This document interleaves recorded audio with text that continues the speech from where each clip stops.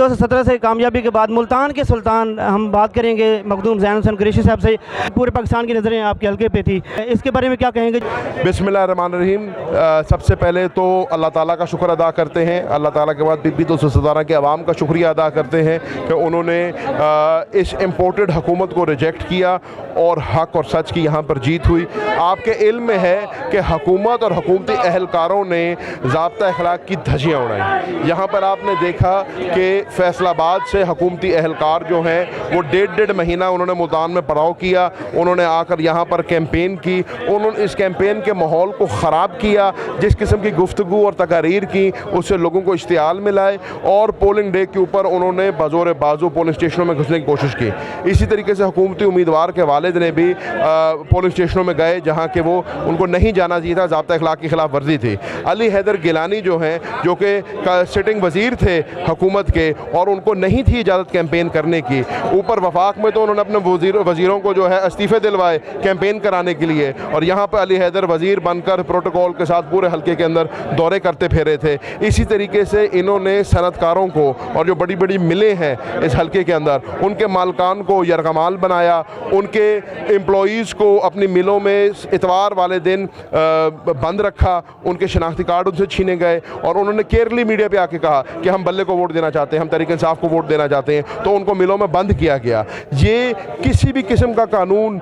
جو ہے اس کی اجازت نہیں دیتا۔ جب مخدوم صاحب نے کہا کہ یار میں دیکھنا چاہتا ہوں ایسی کوئی بات ہے، تو انہوں نے مخدوم صاحب کو اندر نہ جانے دیا۔ مخدوم صاحب نے کہا کہ جی میڈیا کو اندر جانے دیں، میڈیا غیر جانبدار ہے، میڈیا کو جانے دیں، انہوں نے میڈیا کو بھی نہ جانے دیا، اور مخدوم صاحب نے میرے سمجھنے میں بروقت طور پہ وہاں پہ پہنچے۔ جو ہتھ کنڈے وہ اپنانا چاہ رہے تھے، جس قسم کی وہ دھاندلی کرنا چاہ رہے تھے، اور جس قسم کی وہ بزور بازو اور جبر لوگوں سے ووٹ ان کی مرضی کے خلاف کاسٹ کرنا چاہ رہے تھے، اس کو روکا ہے، اور الحمدللہ اسی کی وجہ سے اور سب دوستوں کے ایفرٹ کی وجہ سے آج حق کی اور سچ کی جیت ہوئی ہے۔ اور ماشاءاللہ یہ فرسٹ ٹائم ہوا ہے کہ مسلم لیگ نون نے خوش دلی سے ہار تسلیم کی ہے، اور کل جیسے کہ سلمان نعیم نے بھی آپ کو مبارکباد دی، اس حوالے سے کیا کہیں گے؟ میں اس کو ایک اچھا جسچر سمجھتا ہوں۔ جب سلمان نعیم صاحب آئے RO کے دفتر میں تو سب سے پہلے میں جا کے ان کو ملا، اور میں نے ان کو جب انہوں نے ہار اپنی ڈیفیٹ جو ہے ایکسیپٹ کی اور اٹھ کے جانے لگے تو میں نے ان کو بلایا اور میں نے ان کو کہا کہ سلمان آپ کو زیادہ مایوس نہیں ہونا چاہیے، آپ نے ایک بڑی اچھی کیمپین رن کیا، آپ ایک نوجوان ہو، لیکن اور آپ کا میرے والد کے ساتھ ایک تعلق رہا ہے، آپ نے اختیار میں نے تو مذاق سے ان کو کہا، میں نے کہا یہ سب کیا کرائے آپ کا ہے، اگر آپ نے تب یہ غلطی نہ کی ہوتی آج آپ کو یہ دن نہ دیکھنا پڑتا۔ لیکن ایک خوشگوار ماحول میں، کیونکہ ہم نے کسی پہ جملے نہیں کسے، کیونکہ ہم نے کسی کو گالی گلوچ نہیں کی، کیونکہ اس کیمپین میں ہم ذاتیات پہ نہیں اترے، تو ہم اپنے مخالفین سے مل بھی سکتے ہیں، ان سے بات بھی کر سکتے ہیں، ان کی آنکھوں میں آنکھیں ڈال کے ان سے بات بھی کر سکتے ہیں۔ تو میرے سمجھنے میں ایک اچھا اور خوشائن